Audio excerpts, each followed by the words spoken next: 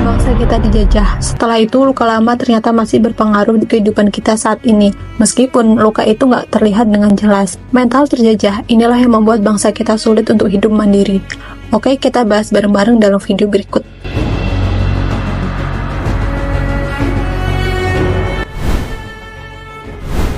Pernah nggak sih lo mikir gini, produk-produk luar negeri kayaknya selalu lebih keren ya?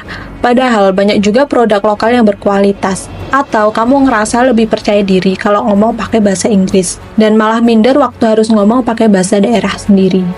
Nah, kalau kamu pernah ngerasain itu, mungkin kamu juga sama kayak kebanyakan orang, masih hidup dalam warisan yang namanya mental terjajah. Loh, kok mental terjajah? Maksudnya gimana? Jadi gini guys, kita itu udah merdeka lebih dari 75 tahun. Tapi coba deh kita lihat ke sekeliling kita. Masih banyak kan hal yang bikin kita ngerasa kecil di hadapan bangsa lain? Misalnya di iklan.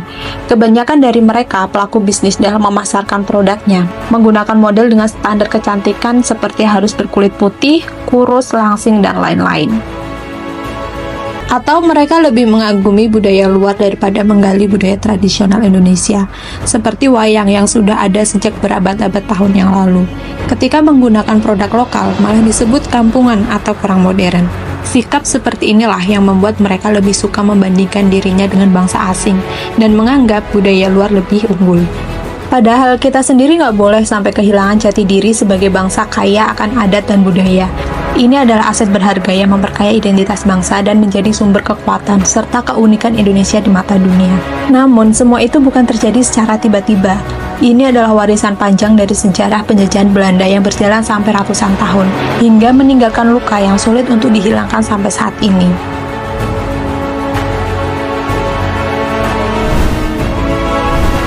Sejarahnya, dulu Belanda menjajah bukan cuma merampas kekayaan alam saja, tapi cara berpikir kita juga dibuat seolah-olah kita orang yang tak berharga. Seperti mereka mendirikan sekolah, tapi khusus buat orang pribumi terpilih saja. Jadi nggak semua orang waktu itu bisa sekolah.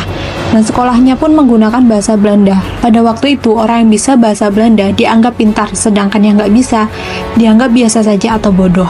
Lama-kelamaan, banyak orang kita yang mulai ngerasa orang yang kulit putih itu lebih unggul, hingga menimbulkan sebuah pemikiran kita harus bisa jadi seperti mereka, tanpa melihat di sekelilingnya. Dan mindset itu nggak mati waktu Belanda angkat kaki dari Indonesia, tapi justru menetap lalu diwariskan dari generasi ke generasi. Hingga sampai sekarang, sisa-sisa pemikiran insecure itu masih ada. Coba kamu perhatikan di sekeliling kita. Kita lebih percaya produk skincare Korea daripada produk tradisional yang tentunya lebih aman dari nenek moyang kita. Kita minder saat pakai baju batik kalau nggak pas menghadiri acara-acara formal. Kita suka bilang produk lokal tuh kurang bagus. Padahal sebetulnya banyak kok brand lokal yang kualitasnya nggak kalah. Tapi pemikiran kita udah lebih dulu bilang yang buatan luar pasti lebih hebat. Bahkan kadang kita malu punya kulit gelap, suara logat daerah, atau wajah khas Indonesia.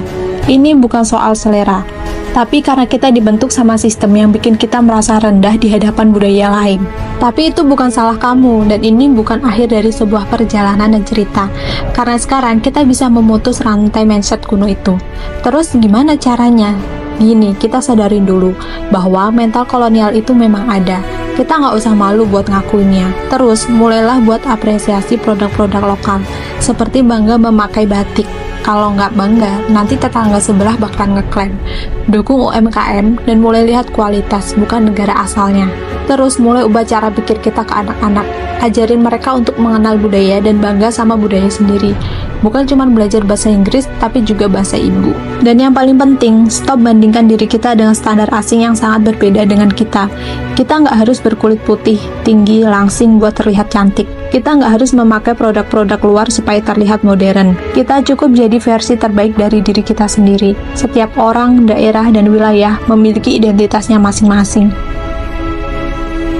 Kita harus tahu bahwa mental terjajah itu kayak luka lama, gak kelihatan tapi ngaruhnya besar banget di kehidupan kita.